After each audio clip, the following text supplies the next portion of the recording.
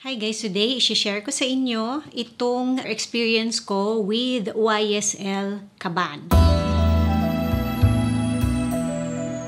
So bago tayo mag-umpisa, yung nasa face ko is itong Hourglass na Vanish na stick na foundation. Nasa box na siya, binalik ko na kasi sila sa box. And hinaluan ko lang nitong Charlotte Tilbury na Unreal Skin Sheer Glow Tint. Hinaluan ko lang siya para magkaroon siya ng konting glow. And yung nasa lips ko is itong Sunny's Face na Girl Crush. So, nagamit ko tong YSL na Kaban. This is, I think, Eau de Parfum. And hindi ako nakasulat ng notes. So, isi-share ko lang sa inyo yung experience ko from the store and from nung nagamit ko siya. Medyo naguguluhan ako sa naaalala ko sa kanya. Pero there's a reason. Kaya ito yung una kong bottle ng YSL. So, basahin ko muna yung notes niya. No? So, etong Kaban, lumabas siya ng 2015 pa. And this is considered an Oriental woody fragrance. Actually, hindi ko siya naamoy as parang woody nung nasa store ako. Ang naamoy ko sa kanya is parang biscuit. Para siyang gourmand. Yun yung naamoy ko sa kanya. Ang yummy niya. Kaya una ko siyang nabili. So, yung top note nito is elemi, pink pepper, black pepper. Yung middle notes is olibanum osmanthus. And yung base notes nito is tongkabin, sandalwood, and patchouli. Actually, although tongkabin yung nasa notes niya, sa experience ko, meron akong naaamoy sa kanya na parang tongkabin vanilla na mixture, and later on, isi-share ko pa sa inyo yung iba pang mga details, okay? So, pumunta ako sa YSL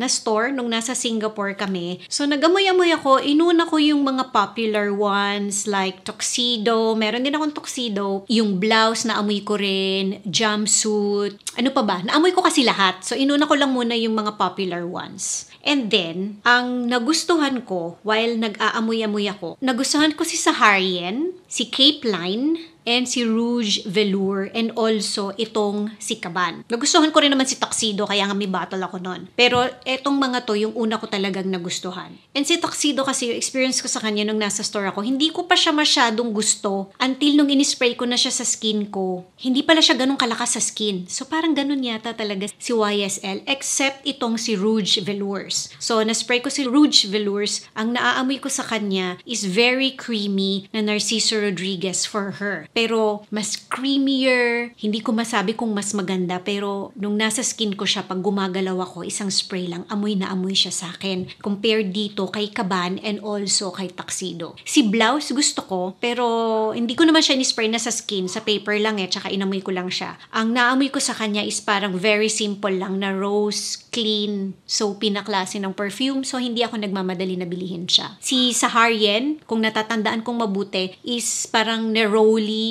na klase ng perfume. Fresh lang, clean, madaling gamitin. But then, meron na akong perfumes na ganon. Si Cape Line naman, kung hindi ako nagkakamali, is neroli din, pero parang may pagka-powdery siya kasi may Irish siya. And again, meron akong perfume na din na ganon. Pero si Saharian tsaka si Cape Line, yan yung mga madaling, sabihin na nating hilain, madaling gamitin dito sa weather natin sa Pilipinas. Kasi neroli, parang orange blossom, powdery, pero ang hina, guys. At least nung nasa paper and nung inaamoy ko sa bottle. So, etong Kaban, kaya ito yung nanalo kasi nung in-spray ko siya sa skin ko at that time, I don't know what happened, parang amoy cookies, parang amoy baked cookies ang yummy niya. Nung na-spray ko na siya sa skin ko, ang ganda guys ng top note, as in, I love spraying this even pagka inaamoy ko siya sa bote. The problem is, nung nasa skin ko na siya, parang 2 to 3 hours,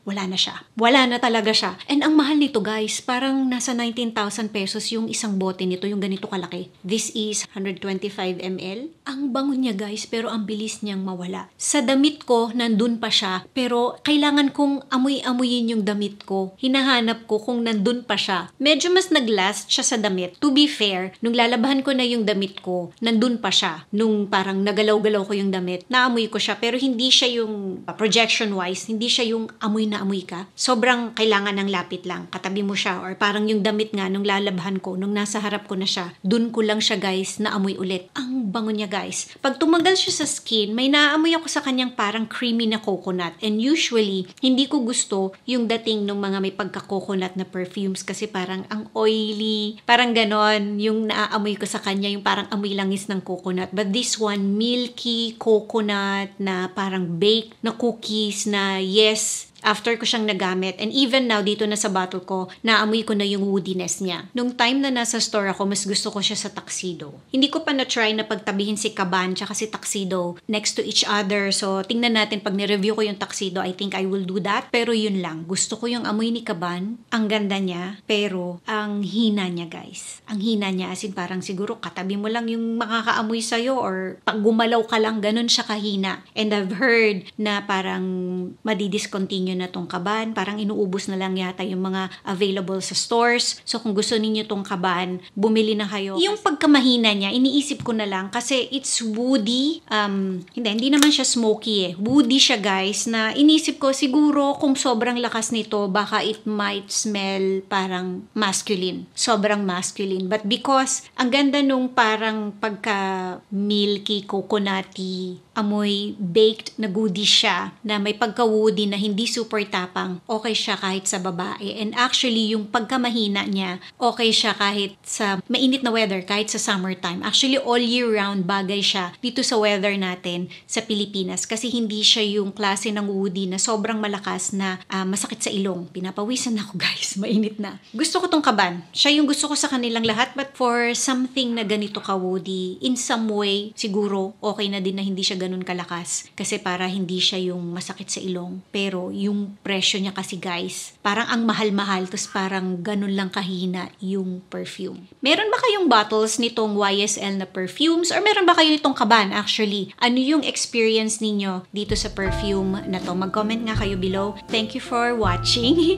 Nabubulol ako guys. And see you again on my next video. Bye!